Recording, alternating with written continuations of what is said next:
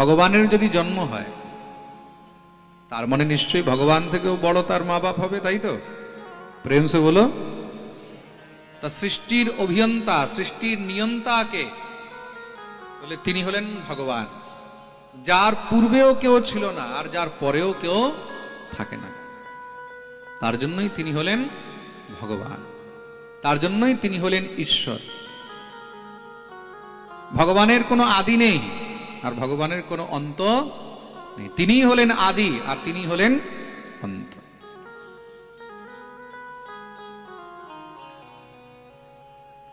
খুব মন দিয়ে শুনবে কিন্তু। তার জন্যই ভগবানকে বলা হয়েছে সর্বম খলবেদম ব্রহ্ম, সবকিছুই তিনি, সৃষ্টি স্থিতি আর বিনাশও তিনি। তাহলে তাকে কিভাবে বোঝা যায়? বলে আজ পর্যন্ত তাকে কেউ বুঝতে পারেনি। তেনে ব্রহ্ম হৃদয় আদি কবয়ে মুহ্যন্তি যত সূরয়। বড় বড় ঋষি মুনি থেকে নিয়ে আদি কবি ব্রহ্মা পর্যন্ত মোহিত হয়ে যায় তাকে বুঝতে গিয়ে। তাহলে সবাই যে ভগবানের আলাদা আলাদা বর্ণন করছে, কেউ বলছেন ভগবান হলেন ধনুর্ধারী, বলছে না? হ্যাঁ, নীলাম্বুজশ্যামলকোমলাঙ্গম সীতা সমারোপিত বামভাগম। কেউ বলছেন তিনি হলেন নীলাম্বুজশ্যামলকোমলাঙ্গম, একদম নীল বর্ণ, হাতের মধ্যে ধনুষ ধারণ করে রেখেছেন। পাণৌ মহাসায় কচারুচাপম নমামি রামম রঘুবংশনাথ। কেউ বলছেন শশঙ্খ চক্রম সকিরীট কুণ্ডলম, শঙ্খ চক্র গদা পদ্মধারী, তাই তো বলছে কিনা? কেউ বলছেন ত্রিভঙ্গ ভঙ্গে মারূপম বেণুরন্ধ্র করবল্লভম, কেউ বলছে বংশীধারী। তার মানে কি ভগবানের বাস্তবিক এক্সাক্ট বর্ণন আজ পর্যন্ত কেউ করতে পারেনি। সুতরাং বলে ভগবানকে যে যেইভাবে বুঝেছে সে সেইভাবেই বর্ণন করে দিয়েছে। যাকি রহি ভাবনা জৈসি প্রভু মূরত দেখি তিন তৈসি। যে যেই ভাবনা নিয়ে ভগবানকে দেখেছে সে সেইভাবেই ভগবানকে পেয়েছে। প্রেম সে বলো। আপনি যেইভাবে ভগবানকে ভজবেন সেইভাবেই ভগবানকে পাবেন। তার জন্য ভগবানের নির্দিষ্ট বর্ণন কেউ করতে পারে না। ভগবানকে কিসের মধ্যে দর্শন করবে? বলে ভগবান হলেন একমাত্র সত্য, তিনি হলেন সত্য। যেখানে সত্য আছে সেখানেই ভগবান আছে। সত্যম পরম ধীমহি। বিশ্বের মধ্যে একমাত্র শুধু সনাতন ধর্মই এমন ধর্ম, হিন্দু ধর্মই এমন ধর্ম যেখানে আমাদের শাস্ত্রের মধ্যে লেখা আছে সত্যই হলো ভগবান। বিশ্বের দ্বিতীয় কোনো ধর্মের মধ্যে, কোনো শাস্ত্রের মধ্যে, বিশ্বের কোনো গ্রন্থের মধ্যে হিন্দু ধর্ম ছাড়া অন্য কোনো ধর্মের মধ্যে লেখা নেই যে সত্যের মধ্যে ভগবান আছে। প্রেম সে বলো। তার জন্যই সনাতন ধর্ম হলো বিশ্বের সব থেকে শ্রেষ্ঠ ধর্ম, যেখানে সত্যকে পূজা করা হয়, যেখানে সত্যকে বন্দনা করা হয়। আর ভারতীয় সংবিধানের মধ্যে সব থেকে উপরে কি লেখা আছে জানো? সত্যমেব জয়তে।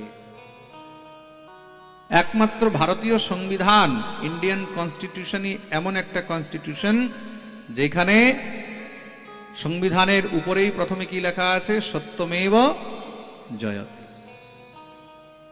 দুনিয়ার আর কোন সংবিধানে লেখা নেই। এটা হলো ভারতীয় সংস্কৃতি, ভারতীয় সংস্কারের বিশিষ্টতা, বৈশিষ্ট্য। সর্বপ্রথম এখানে সত্যকে প্রণাম করা হয়েছে। সত্যম পরম ধীমহি। আমরা সত্যকে বন্দন।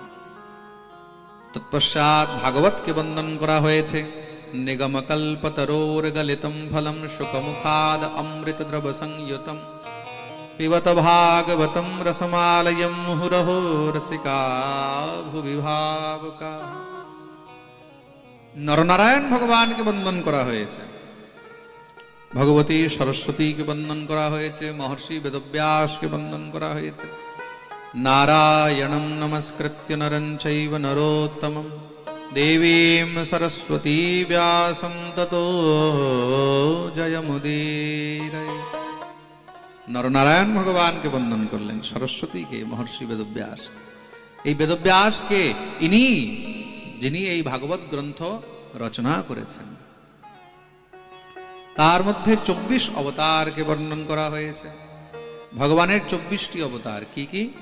সর্বপ্রথম হলো সনকাদি রূপে, ব্রহ্মার 4 পুত্র সনক, সনন্দন, সনাতন আর সনত কুমার রূপে ভগবান অবতার নিয়েছেন। দ্বিতীয় হলো বরাহ অবতার। বরাহ অবতার নিয়ে দেখতে কেমন? বলে শূকরের মতন ভগবান হিরণ্যাক্ষের উদ্ধার করলেন। তৃতীয় অবতার হলো নারদ, চতুর্থ হলো নরনারায়ণ, পঞ্চম হলেন কপিল, ষষ্ঠম হলেন দত্তাত্রেয়, সপ্তম হলেন যজ্ঞ, অষ্টম হলেন ঋষভ, নবম হলেন পৃথু, দশম হলো মৎস্য অবতার, একাদশ হলো কুর্ম অবতার, দ্বাদশ হলো ধন্বন্তরী অবতার, ত্রয়োদশ হলো মোহিনী, চতুর্দশ হলো নরসিংহ, পঞ্চদশ হলো বামন, ষোড়শ হলো পরশুরাম, 17তম হলো ব্যাস অবতার, 18তম হলেন রাম অবতার, 19তম বলরাম, 20তম কৃষ্ণ অবতার, 21তম হলেন বুদ্ধ, আর 22তম হলেন কলকির অন্তে হবে কলির অন্তে কলকি অবতার। বলিয়ে কলকি ভগবান কি। এই হলো 22। আর 2টি অবতার হলো গৌণ অবতার। কি কি? হংস আর হয়গ্রীব অবতার। এখানে সনকাদি মুনি শ্রী সুতজি মহারাজকে প্রশ্ন করছেন, প্রভু একটি কথা বলুন, কস্মিন যুগে প্রবৃত্তেয়ম স্থানে বা কেন হেতুনা কুতঃ সঞ্চোদিতঃ কৃষ্ণঃ কৃতবান সংহিতাম। এই ভাগবতের রচনা কোথায় হয়েছে, কিভাবে হয়েছে আর কেন হয়েছে, এই বিষয়ে আমি শ্রবণ করতে চাই। শ্রী সুতজি মহারাজ বলছেন এক সময়ের কথা। মহর্ষি বেদব্যাস অনেক গ্রন্থে রচনা করেছেন তো, কিন্তু এত সব রচনা করে তার মনে শান্তি হয়নি। কি কি রচনা করলেন? বলে 4 বেদ, ঋগ্বেদ, যজুর্বেদ, সামবেদ আর অথর্ববেদ। আমাদের সনাতন ধর্মে 4 বেদ রয়েছে। কত বেদ রয়েছে? 4টে। কি কি? ঋগ, যজু, সাম আর অথর্ব। ঋগ, যজু, সাম, অথর্বাখ্যাম বেদশ্চত্বার উদ্ধৃতাঃ। তার মধ্যেও মহারাজ সেই বেদেরও 4 ভাগ। কি বলে? ব্রাহ্মণ, আরণ্যক, উপনিষদ আর সংহিতা। তারপরে হলো বেদান্ত উপনিষদ, শতাধিক উপনিষদ রয়েছে, 100টির উপরে উপনিষদ রয়েছে। তারপরে কি বলে? 17টি পুরাণ রচনা করলেন। ইতিহাস পুরাণম চ পঞ্চমম বেদ উচ্যতে। তবুও মনে শান্তি হয়নি। দেখুন, জীবনে অনেক কিছু করেও কিন্তু অনেক সময় সন্তুষ্টি হয় না। মনে হয় বোধহয় এখনো অনেক কিছু বাকি আছে। প্রেম সে বলো। আর জীবনে যার মনে সন্তুষ্টি হয়ে যায়, সে আর জীবনে কিছু করতেও পারে না। জীবনে আর কিছু করতে পারে না। জীবনে সেই ব্যক্তি কিছু করতে পারে যে কখনো নিজের ক্রিয়া দ্বারা, নিজের কোনো কাজ দ্বারা জয়ে কখনো সন্তুষ্ট হয় না। মনে হয় যে আমাকে আরো কিছু করতে হবে, আরো কিছু। খুব মন দিয়ে শুনবে। যেই দেশে রাজা সন্তুষ্ট হয়ে যায়, সেই দেশের রাজ্যের কখনো বিস্তার হয় না, সেই দেশে রাজ্য কখনো উন্নতি করতে পারে না। রাজাকে কখনো সন্তুষ্ট হওয়া উচিত নয়। সন্তুষ্ট হয়ে গেলে রাজা ভাববে আর কিছু করার দরকার নেই। তাহলে না রাস্তা বানাবে, না স্কুল বানাবে, না কলেজ বানাবে, না হসপিটাল বানাবে, না নিজের বর্ডারগুলোকে বাড়াবে। রাজাকে সবসময় প্রয়ত্নশীল থাকা উচিত। আরো আমাকে করতে হবে, আরো করতে হবে, আরো। সরকার যত চেষ্টা করবে ততই দেশের উন্নতি হবে। সরকার যদি ভাবে হয়ে গেছে, যথেষ্ট, যা করে দিয়েছে হয়ে গেছে, তাহলে সেই দেশের উন্নতি কখনো হবে না। অসন্তুষ্টা দ্বিজা নষ্টাহ। আর ব্রাহ্মণ যদি অসন্তুষ্ট হয় তাহলে সে অনেক তাড়াতাড়ি নষ্ট হয়ে যায়। ব্রাহ্মণকে সন্তুষ্ট থাকা উচিত। যজমানের ঘরে পৌরোহিত্য করতে গেল, পুজো পাঠ করাতে গেছে, যজমান যা দিল সেটাকে সহর্ষ আনন্দের স্বীকার করে আসা উচিত। ব্রাহ্মণ যদি অসন্তুষ্ট হয়ে যায়, যজমানের সঙ্গে যদি ঝগড়া করে, আরে তুই আমাকে ঠিক মতন দক্ষিণা দিলি না, ঠিক মতন এই দিলি না, ওই দিলি না, তাহলে কি হবে? যজমান বিগড়ে যাবে। আগামীবার আর ব্রাহ্মণকে ডাকবে না। ডাকবে, তাহলে কি হবে? যজমানি খারাপ হয়ে যাবে। তার জন্য ব্রাহ্মণকে সন্তুষ্ট থাকা উচিত। শাস্ত্র বলছে অসন্তুষ্টা দ্বিজানষ্টা। ব্রাহ্মণ যদি অসন্তুষ্ট হয় তাহলে সেই ব্রাহ্মণের আস্তে আস্তে সব পৌরোহিত্য যজমানি নষ্ট হয়ে যায়। ব্রাহ্মণ যত সন্তুষ্ট হবে, যজমান যা দিল, আচ্ছা ঠিক আছে, আচ্ছা ঠিক আছে বাবা, তোমার মঙ্গল হোক, তুমি ভালো থাকো। মনে কষ্ট পেলেও যেন কাউকে না বলে। তাহলে কি হবে? বলে আমাদের অমুক পুরোহিত খুব ভালো, যা দেয় খুব একদম মাথা নত করে আনন্দ করে নিয়ে চলে যায়। তাকে কি হবে? বলে 10 জন আরো ডাকবে।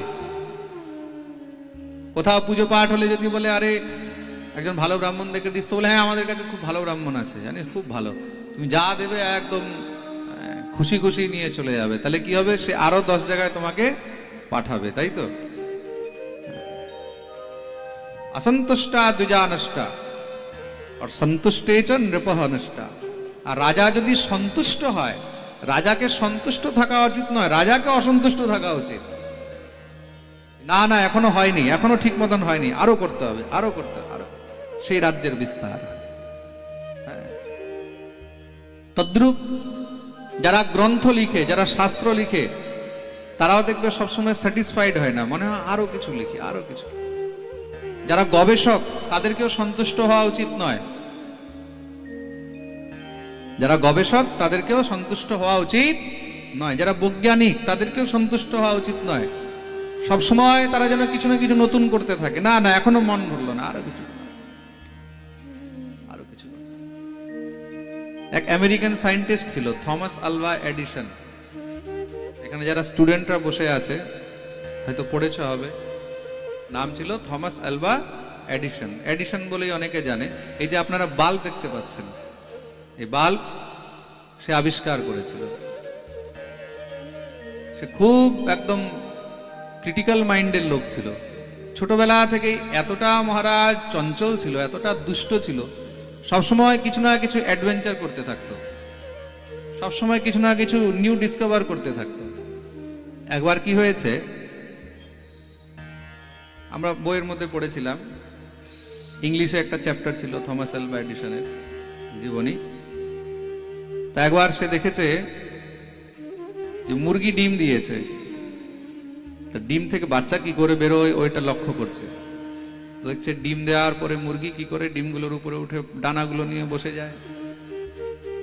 আসলে ও তো ডিমগুলোকে ইয়ে করছে, পাকাচ্ছে। দেখলো আচ্ছা মুরগি ডিমগুলোর উপরে বসে, কিছুদিন পরে দেখলো ওগুলো থেকে বাচ্চা বেরিয়েছে। সে কি করেছে মহারাজ, কোথা থেকে 20-25টা ডিম নিয়ে এসেছে। ডিম নিয়ে এসে নিজে ওই ডিমগুলোর উপরে উঠে বসে গেছে। আচ্ছা বাচ্চা হবে, ডিমগুলোর উপরে বসেছে, সব ডিমগুলো ফাটফুট ফাটফুট করে ভেঙেছে। ওর মা যখনই দেখেছে ধরে বেদম মার দিয়েছে। চলো একটা আবিষ্কার ক্যান্সেল। বুঝে গেল যে না আমি বসলে এগুলো বাচ্চা বেরোবে না। ঠিক। আবার একদিন দেখছে পাখি উড়ে। পাখি কিভাবে উঠছে? তা সে দেখছে পাখি উড়ে চট করে একটা পোকা ধরে খায়, আবার একটা পোকা ধরে খায়, আবার একটা পোকা ধরে খায়। ভেবেছে ও এই পোকাগুলোকে খেলে তখন গিয়ে পাখি এনার্জি পায়, আর এনার্জি পেয়ে তখন গিয়ে পাখি মনে হয় উড়তে পারে। তার মানে এই পাখির ওড়ার পিছনে মেন কারণ হলো এই পোকাগুলো। সে কি করেছে, অনেকগুলো পোকা ধরেছে, পোকাগুলোকে ধরে ভালো করে পেস্ট বানিয়েছে, জুস বানিয়েছে। জুস বানিয়ে এবার নিজে খেতে গিয়ে দেখছে এগুলো খাবো না। ওর ঘরে এক নকরানি ছিল, মেড ছিল, সার্ভেন্ট। তার মেয়েটাকে নিয়ে ধরে এসেছে। ধরে নিয়ে এসে বলছে তোকে খুব আমি ফার্স্ট ক্লাস একটা জুস খাওয়াবো। বলছে কি? বলে জুস খেলে তুই উঠতে শুরু করে দিবি। এখন সে ছোট বাচ্চা মেয়ে, তাকে কি করেছে, ধরে ওই যে পোকামাকড় গুলোর যে জুস বানিয়েছে পেস্ট করে ওটা খাইয়ে দিয়েছে। খেয়ে তো সে অসুস্থ হয়ে গেছে, হসপিটালে ভর্তি। এখন কি হয়েছে কি হয়েছে কি হয়েছে, তো সে বলে দিয়েছে, বলে আমাকে এরকম এরকম ওই জুস খাইয়েছিল। কি জুস? তার মা যখনই জানতে পেরেছে ধরে আবার বেদম মার, আবার মার খেয়েছে। কিন্তু যতই মার খায় অ্যাডভেঞ্চার কিন্তু তার শেষ হয়নি। করতে করতে করতে করতে আর জীবনের মধ্যে অনেক কিছু আছে। একদিন এমন আসলো, সেই বাল্ব আবিষ্কার করেছে, আর আজকে তার কারণে আমরা সবাই এই আলোতে বসে আছি। প্রেম সে বলো। তার জন্য জীবনে যারা গবেষক, বৈজ্ঞানিক, রাজা, লেখক, রাইটার, এদেরকে কখনো সন্তুষ্ট হতে নেই। কিন্তু জীবনে একটি সময় এমন আসে যখন আর কিছু ভালো লাগে না, মনে হয় এখন লাস্ট কিছু একটা করে মনকে শান্ত করে নি। প্রেম সে বলো। মহর্ষি বেদব্যাস নিজের আশ্রমে বসে আছেন। কোথায়? ব্রহ্মনদ্যাম সরস্বত্যাম আশ্রম পশ্চিমে তটে সম্যপ্রাস ইতি প্रोक्त ঋষীণাম সত্রবর্ধনঃ। বসে বসে মনে মনে চিন্তায় পড়ে রয়েছে। এত গ্রন্থ রচনা করলাম, এখনো মনে শান্তি হচ্ছে না, মনে হয় কিছু বাদ রয়ে গেছে। সেই সময় দেবর্ষি নারদ এসে উপস্থিত। দেখুন, শান্তি তো সবাইকে চাই, মনে চাই কি না? সন্তুষ্টি সবাইকে চায়। জীবনে এক সময় এমন আসে যখন মনে হয় আর কিছু করতে পারছি না, আর কিছু করতে পারবো না, বাস এটাই লাস্ট। তা এখনো মনে হয় কিছু বাকি আছে, কিছু তো একটা ফিনিশিং দিতে হবে। দেবর্ষি নারদ এসে উপস্থিত। নারদকে খুব সুন্দর করে আসনে বসিয়ে পুজো অর্চন করলেন। নারদ মহর্ষি বেদব্যাসকে জিজ্ঞাসা করছেন, কি ব্যাপার, তোমাকে দেখে খুব চিন্তিত মনে হচ্ছে, তোমার চিন্তার কারণ কি? জিজ্ঞাসিতম অধীতম চ ইয়ত্তদ ব্রহ্ম সনাতনম। বলে, এত কিছু তুমি রচনা করেছো, কিন্তু তার মধ্যে ন তথা বাসুদেবস্য মহিমায়নুবর্ণিতঃ। তার মধ্যে তুমি ভগবান বাসুদেব শ্রীকৃষ্ণের চরিত্র তো রচনা করলে না। মনে রাখবে যতক্ষণ পর্যন্ত কৃষ্ণ চরিত্র রচনা হবে না, ততক্ষণ মনেও শান্তি পাবে না। কেন? শ্রীকৃষ্ণই হলেন পূর্ণ ব্রহ্ম। তা পূর্ণ ব্রহ্মের লীলা যতক্ষণ রচনা হবে না, ততক্ষণ মনেও শান্তি হবে না। প্রেম সে বলো। তাহলে প্রভু, কৃষ্ণ চরিত্র কিভাবে রচনা করব? সেই কৃপা, সেই কৃষ্ণ প্রীতি যদি না হয়। দেবর্ষি নারদ বললেন, সে তো কোনো কৃষ্ণ ভক্ত, কোনো বৈষ্ণবের কৃপাতেই সম্ভব। তা প্রভু, যাবো কোথায়? আপনার থেকে বড় বৈষ্ণব পাবো কোথায়? আপনি আমাকে কৃপা করুন বলে নারদের চরণ ধরে নিলেন। নারদ হাসতে লেগেছেন, দিব্য উপদেশ করলেন। 4টি শ্লোকে উপদেশ করলেন, যাকে চতুশ্লোকী ভাগবত বলা হয়। অহমেবা সমেবাগ্রিনান্যদ যদ সদসৎপরম পশ্চাদহম যদেতচ্চয়োবশিষ্যেত সোऽস্ম্যহম। এই চতুশ্লোকী ভাগবত উপদেশ প্রাপ্ত করে মহর্ষি বেদব্যাস তাকে 18,000 শ্লোকে বিস্তার করলেন, আর তারই নাম হলো শ্রীমদ্ ভাগবত মহাপুরাণ। তখন গিয়ে মনে শান্তি হলো। বলি ভাগবত ভগবান কি। তুমি যতই শাস্ত্র শোনো, যতই গ্রন্থ শোনো, যতই পাঠ শোনো, কিন্তু ভাগবত শুনে যেই তৃপ্তি ভিতর